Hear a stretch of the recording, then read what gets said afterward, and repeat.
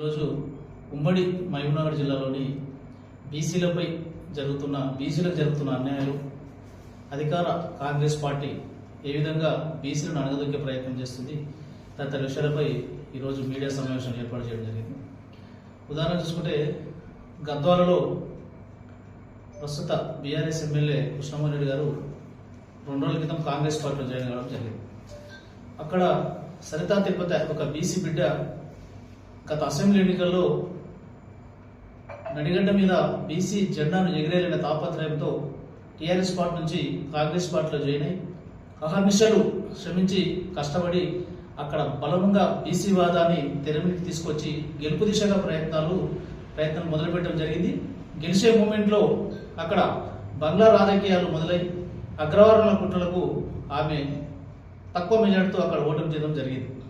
అక్కడ మనం ఏం జరిగిందనేది ఉమ్మడి జిల్లా వ్యాప్తంగా స్పష్టంగా తెలుసు. అక్కడ ఎందుకంటే రాష్ట్రంలో ఎక్కలేని విధంగా బీజేపీ టీఆర్ఎస్ పార్టీలు ఏకమై అక్కడ కాంగ్రెస్ నుంచి పోటీ చేసిన సరితా తిరుపతిను ఓడగొట్టడం జరిగింది. దాని ప్రధానంగా ఏంటంటే అక్కడ అగ్రవర్ణాలకు రెడ్డిలకు అక్కడ వాళ్ళ ఉనికికి ప్రమాదం. ఆ నియోజకవర్గంలో ఒక బీసీ బిడ్డ సక్సెస్ అయితే భవిష్యత్తులో వాళ్ళ ఉనికి ప్రమాదం ఉద్దేశంతో రాష్ట్రంలో ఎక్కలేని విధంగా 2 పార్టీలు ఏకమై అక్కడ బీసీ బిడ్డను ఓడడం జరిగింది. అయినా ఆమె ఓడిపోయిన తర్వాత కూడా అదే పార్టీలో ఉంటూ బీసీల గురించి బీసీల పక్షాన పోరాటం చేస్తూ అక్కడ ఉంటే మళ్ళీ 2 రోజుల క్రితము బీఆర్ఎస్ నుంచి గెలిచిన కృష్ణమోహన్ రెడ్డి గారు కాంగ్రెస్ పార్టీలో చేర్చుకోవడం జరిగింది.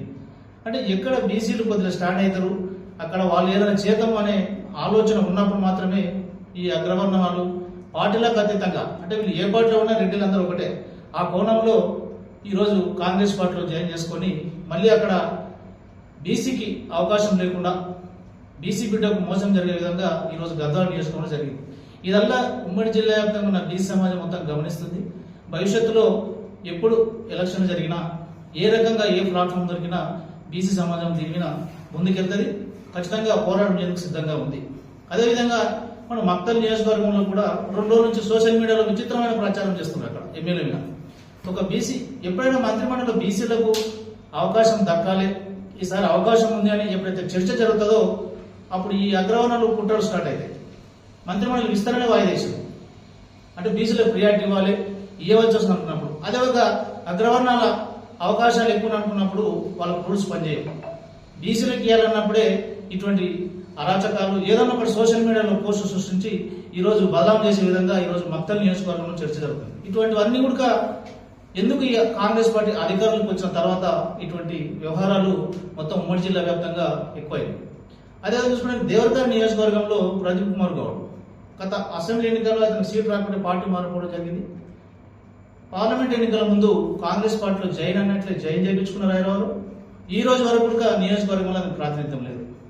అదే ఒక అగ్రవర్ణ బిడ్డ, ఒక రెడ్డి బిడ్డ, ఒక వెలుమ బిడ్డ అయితే అర్ధరాత్రి స్వాగతం పలికి కండువ కప్పి ఈరోజు బయట తిప్పేవారు. ఒక బీసీ బిడ్డ అయినంత మాత్రాన ప్రదీప్ కుమార్ గౌడ్ ఈ రోజు వరకు కూడా బయట లేకుండా, అంటే వీళ్ళ అవసరం ఉన్నప్పుడు మాత్రం ఒక రకంగా, అవసరం తీరినాక ఒక విధంగా ఈ కాంగ్రెస్ పార్టీ ప్రవహిస్తుంది. దీన్ని మేము బీసీ సమాజం తీవ్రంగా ఖండిస్తున్నాం. ఇంకా రకరకాలుగా ఎగ్జామ్ చూసుకుంటూ జడ్చల్లో పాలెం సుదర్శన్ గౌడ్ గత 40 సంవత్సరాల నుంచి పార్టీలో పనిచేస్తూ ఒక బీసీ బిడ్డగా ఎదిగి పిఎస్ఏ చైర్మన్ గా అక్కడ కొనసాగుతున్నాడు. అక్కడ ఈ రోజు ఇన్ని రోజులు లేని ఇప్పుడు చర్చలు అక్కడ రాజకీయంగా ఈ బీసీలు ఎదుగుతున్నారు. ఒక అవకాశం వస్తుంది అంటే వీళ్ళందరూ ఏకమైపోతారు. ఆ పార్టీ ఈ పార్టీ కాదు, ఏ పార్టీలో ఉన్న అగ్రవర్ణం మాత్రం ఒక్కతాటి పైకి వస్తారు వాళ్ళు. నేను ఒకటే బీసీ సమాజం నుంచి నేను ఒకటే రిక్వెస్ట్ చేస్తున్నా, ఇదే కనుక పునరావృతం అయితే కాంగ్రెస్ పార్టీ రేపు భవిష్యత్తులో బీసీల నుంచి ఖచ్చితంగా తీవ్ర వ్యతిరేకతను కూడగట్టుకుంటుంది. రేపు మొత్తం ఉమ్మడి జిల్లా వ్యాప్తంగా బీసీ సమాజం ఏకమై రెడ్డిల స్థానం లేకుండా చేసేందుకు బీసీ సమాజం ప్రయత్నం చేస్తారు. ఇంకొకటి ఈ రోజు ప్రకటించిన, అది ఎన్నికల కోడ్ ఉందని చెప్పి ఈరోజు ప్రకటించిన నామినేటెడ్ పోస్టులో కూడా 12 రెడ్డిలకు ఇచ్చి విలమకు 1, కమ్మకు 3, అంటే మొత్తం 10. అంటే వాళ్ళు 5%, 10% లేని రెడ్డిలకు ఉన్న ప్రకటించిన దాంట్లో 50%, బీసీలకు 12 స్థానాలకే పరిమితం చేసింది. అసలు వీళ్ళు కాంగ్రెస్ పార్టీ అధికారులకు వచ్చినప్పటి నుంచి కూడా ఈ రోజు వరకు పదోన్నతుల విషయంలో కానీ, నామినేటెడ్ పోస్టుల విషయంలో కానీ, మంత్రిమండలిలో కానీ ఎక్కడ కూడా తగినంత గుర్తింపు లేదు, తగినంత స్థానం లేదు. దీని మీద ఓవరాల్ గా బీసీ సమాజం స్టాండ్ తీసుకుంటుంది. ఖచ్చితంగా రాబో రోజుల్లో బీసీ సమాజం నుంచి మాత్రం పార్టీ ఖచ్చితంగా ఇబ్బందులకు ఎదుర్కోక తప్పదు.